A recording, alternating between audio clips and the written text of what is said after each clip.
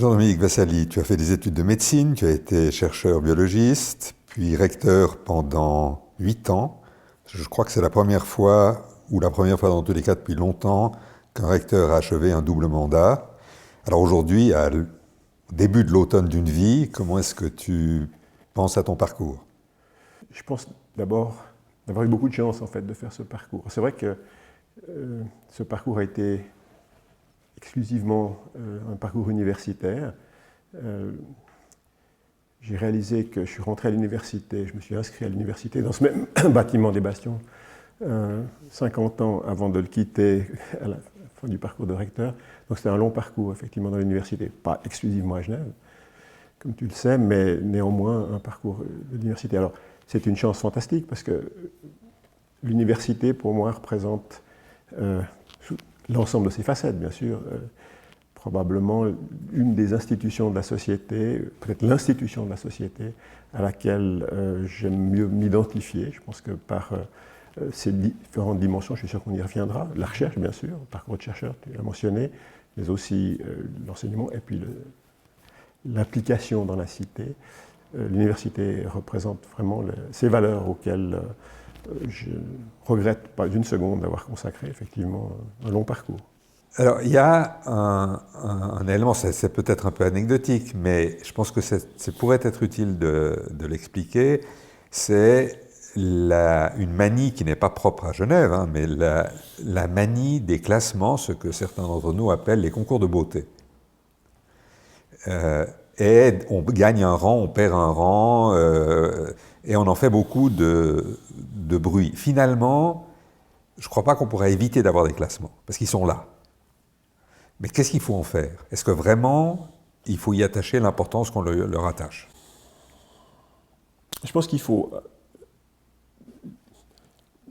les utiliser comme des indicateurs. Maintenant, les indicateurs, on en fait... Après, ce qu'on en fait est un autre débat.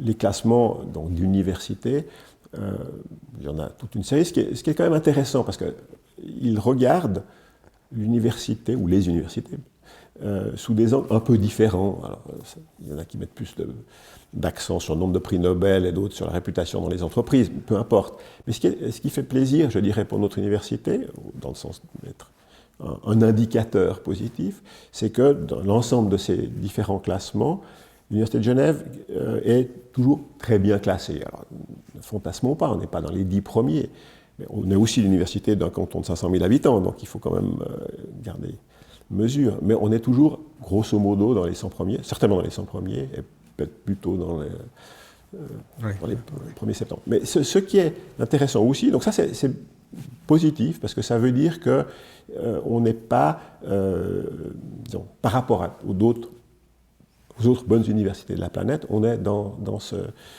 on est présent. Et ça, c'est très important malgré tout, parce que on considère qu'il y a au fond un groupe de peut-être 200 universités dans le monde, qui sont les universités entre lesquelles vraiment les échanges, la vitalité académique, universitaire, de la recherche et de l'enseignement est dans ce périmètre de 200. D'où on vient comme professeur invité, où on va en sabbatique, où on va comme en postdoc, donc, etc. De ne pas être là-dedans serait un autre signe. Pas la fin du monde, mais enfin, ça serait un autre signe. Un deuxième élément qui me fait très plaisir pour notre université, je dois dire, c'est que si on regarde de manière un peu plus spécifique les différentes disciplines qui constituent l'université, et puis qu'on regarde dans quel rang se trouvent ces différentes disciplines par rapport aux autres universités de la planète. Bien, il n'y a pas une espèce d'axe fort et unique ou un peu monothématique qui serait la force de notre université, mais cette force, elle est répartie, en fait, dans des disciplines très variées. Polyvalent. Polyvalent, absolument. Polyvalent est très valent. Et pour prendre un exemple, deux exemples, je crois que les deux disciplines qui sortent souvent, presque toujours, les plus dans les classements, sont la philosophie, magnifique, on est très heureux de ceci, et nos collègues philosophes sont très heureux également de leur très bonne position, et la pharmacie. Je dois dire que c'est quand même deux domaines qui ne doivent pas se croiser très très souvent. Et il y en a d'autres, hein. On peut parler de la physique, la biologie, etc. Je ne veux pas du tout limiter, mais c'est quand même deux domaines qui, a priori, paraissent très différents dans une université. Et cette polyvalence, elle s'exprime assez bien de cette manière-là. Est-ce que l'université de Genève toute seule, l'université de Berne, de Bâle, de Zurich, etc., de Lausanne, ça a encore un sens, l'université cantonale aujourd'hui, ou bien est-ce qu'on devrait penser en un campus suisse? Je ne sais pas comment il faudrait l'appeler. Mais... Bon, d'abord, on parle du futur. Un mot sur le présent, si on veut. Le présent, il est évidemment le résultat du passé. Mais c'est intéressant parce qu'on voit cette évolution, si on essaye d'y réfléchir un tout petit peu, et au moment de quitter le rectorat, pour en quelque sorte essayer de faire l'exercice, on a souhaité prendre en quelque sorte une photographie de l'université aujourd'hui, en regardant comment s'était développé, pour reprendre le terme photographie, du temps de la photographie argentique, comment s'était développée l'université sur les 10 dernières années. Et il y a ce petit texte qui a été rédigé par Jacques Erard de l'université, du service de presse de l'université, qui s'appelle L'université en réseau, qui tente de faire cette historique vue de la photographie de l'université aujourd'hui. Et c'est intéressant parce que ça permet de rejoindre alors, encourager les gens que ça peut intéresser à aller voir. Il est bien sûr disponible sur le site de l'université en version digitale.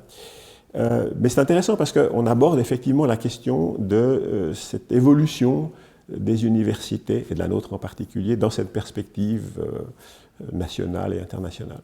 Je pense qu'il y a deux éléments à prendre en compte. Le premier, c'est que, oui, on ne peut plus aujourd'hui être une université qui tente de vivre seule, à l'échelle de son canton. Et quand on parle d'université cantonale, c'est Genève est cantonale, etc., quelque part ça tend un tout petit peu à me fâcher, parce que je n'ai pas le sentiment que l'université de Genève soit plus cantonale que l'école polytechnique dite fédérale. Finalement, c'est les mêmes contribuables qui soutiennent ces institutions. Au niveau de la recherche, de l'enseignement, ces différentes institutions s'inscrivent dans le même paysage global, le même paysage mondial. Donc, je pense que cette distinction, elle est en partie, et bien sûr, basée sur le fait que le canton le canton de Genève en l'occurrence, soutient généreusement son université depuis très longtemps. C'est normal qu'on reconnaisse que c'est l'université de Genève, ça c'est très bien. Mais ce n'est pas une université cantonale avec des ambitions cantonales. Je crois qu'il faut dépasser ce concept. Ça a aussi des conséquences peut-être sur l'avenir, sur le positionnement des universités. L'université, donc on n'est pas cantonale, on fait partie d'un réseau. Alors, il y a le réseau, on pourrait appeler régional, puis il y a le réseau global. Au niveau régional, on a eu la chance, je dois dire, de pouvoir travailler de façon très, non seulement chaleureuse, mais aussi, je pense, productive avec nos proches voisins, les deux institutions lausannoises, l'Université de Lausanne et IPFL, mais également l'Université de Neuchâtel, dans différentes structures qui ont évolué au cours des années. Et ceci nous a permis un certain nombre de réalisations, mais plus que cela, de pouvoir progressivement affirmer qu'il y a un paysage. Un paysage à l'échelle romande, je le sens moins à l'échelle suisse, mais ça c'est peut-être... bon, il y a des questions de barrières linguistiques, il y a peut-être d'autres éléments. Mais en tout cas, au niveau de la Suisse romande, je pense que le paysage est très réel. Certaines réalisations sont déjà le résultat. Je pense que les centres d'imagerie biomédicale, ça fait un certain nombre d'années que ceci est un des domaines vraiment qui marche bien et qui n'est possible que par la mise en commun des ressources de nos institutions.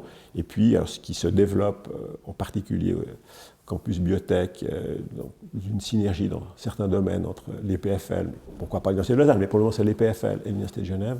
Ça, c'est quelque chose qui n'était pas envisageable, ou en tout cas envisageable, oui, mais certainement beaucoup plus difficilement réalisable il y a 10 ou 15 ans. Donc je crois qu'au niveau régional, au sens de la Suisse romande du terme, je pense qu'on a là contribué avec mes collègues, Dominique Arletta, Patrick Ebichet, mais aussi Martine Raillet, c'était Neuchâtel, on a, je crois, contribué à créer un paysage qui est de qualité, qui pourra se développer.